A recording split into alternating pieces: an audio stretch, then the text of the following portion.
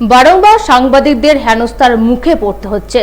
দুদিন আগে বর্ধমান দক্ষিণের বিধায়ক খোকন দাস এক তৃণমূলের কর্মী সভায় খোলা মঞ্চে তিনি সাংবাদিকদের প্রকাশ্যে বলেন, বর্ধমান দুর্গাপুর লোকসভার প্রার্থী দিলীপ ঘোষ তিনি যেখানেই যাচ্ছেন তার পিছু পিছু সাংবাদিকরা দৌড়াচ্ছে টাকা পয়সার বিনিময়ে। এই বিষয়ে জানার জন্য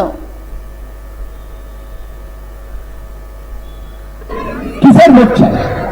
উল্টো পাল্টা মন্তব্য করে ভাবে লোক তো আমার পিছনে নাই, আমি টিভি চ্যানেলের সামনে যাবো, জানি না কত টিভি আলাদের কত দিয়ে সব কিনে রেখেছে পয়সা করে দিয়ে। তারপর বলতো সকাল থেকে রাত পর্যন্ত আমার পিছনে ঘোর, কত কত টাকা লাগবে দেবো, আর আমাকে প্রতিদিন খবরে দেখাবি।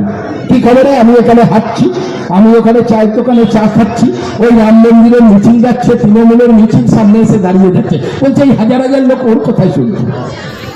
বলছে প্রতিদিন এই খবরের মাঝখানে থাকতে হবে, আর উল্টো পাল্টা মন্তব্য করছে পাগলের মতো। আমাদের ক্যান্ডিডেট বলছে সব জায়গায়, আমাদের কীর্তিরাজ বলছে আরে বিজেপি যদি ওর চিকিৎসা করতে না পারে খোকন, আপনি বলুন বিজেপি নেতাদের আমরা টাকা তুলে দিলীপ ঘোষের একটু চিকিৎসা করে দিই বর্ধমানে। এমন পাগল লোক, সে এখানে দাঁড়িয়েছে 5 বছর মেদিনীপুরে কিছু না করে এখানে পালিয়ে এসেছে, দল একে টিকিট দিয়েছে। আর 5 বছর যে এমপি ছিল আমাদের, সে এমপি কোথায়? সে এমপিরে কেউ দেখতে পেয়েছে? তাকে এবার ঠেলে আবার পাঠিয়েছে আসানসোলে, বলে যাও তুমি আসানসোলে নাও। আরে একটা এমপি জিতলে 25 কোটি টাকা পায় 5 বছরে, সেই 25 কোটি টাকা অনেক খরচ করা যায়। এর আগে আমাদের মমতা সঙ্গমেকা ছিল, আমরা তার টাকায় কত কিছু করেছি, আমরা ভারত লিখব। আমাদের সঙ্গে রয়েছে বিশিষ্ট সাংবাদিক রতন বাবু। বর্ধমান দক্ষিণের বিধায়ক খোকন দাস খোলা মঞ্চে বলেছেন সাংবাদিকরা পয়সার বিনিময়ে খবর করেন, এই বিষয়ে আপনার কি মন্তব্য? দেখো সাথী, একটা কথা যেটা আমরা বারবার বলে থাকি যে আমরা রোদে বৃষ্টি ঝড়ে আমরা কিন্তু না দেখে খবর সংগ্রহ করতে বেরোই।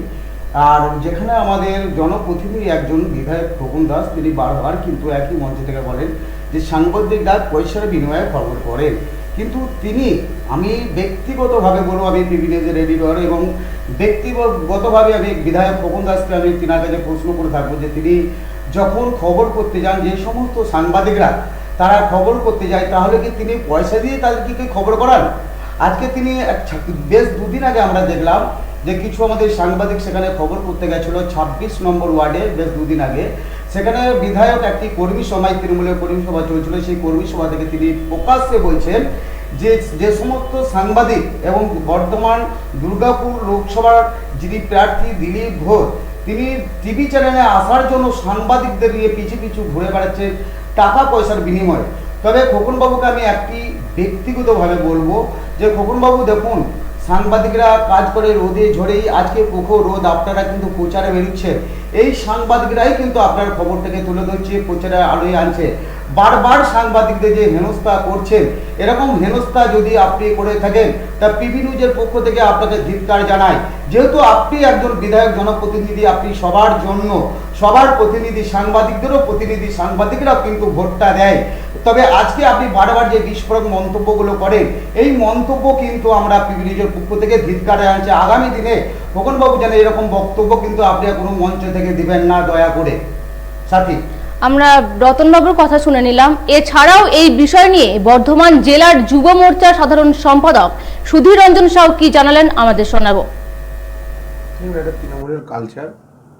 পশ্চিমবাংলার প্রতিনিয়ত প্রতি জায়গায় দেখবেন তৃণমূলের নেতারা এইভাবেই সাংবাদিকদের অপমান করছে।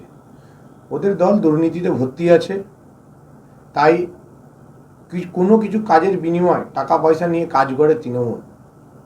যেখানে সাংবাদিকদের কথা, সাংবাদিকরা যে এই গরমে নিজের নিষ্ঠা এবং সততার সাথে কাজ করছে, এবং দিলীপ ঘোষ আসার পর খোকন দাস বলে কারোর অস্তিত্ব নেই বর্ধমানে, তাতে উনি হিমশিম খেয়ে গেছেন। ওনাকে আর কেউ পুছছে না, কারণ বর্ধমানের বুকে জননেতা চলে এসেছে, তাই উনি ভয় পাচ্ছেন, ভয়ে এই কথাগুলো বলছেন। কোনো সাংবাদিক নিজের আত্মসম্মান ত্যাগ করে এই ধরনের কাজের সাথে যুক্ত নেই বর্ধমানের।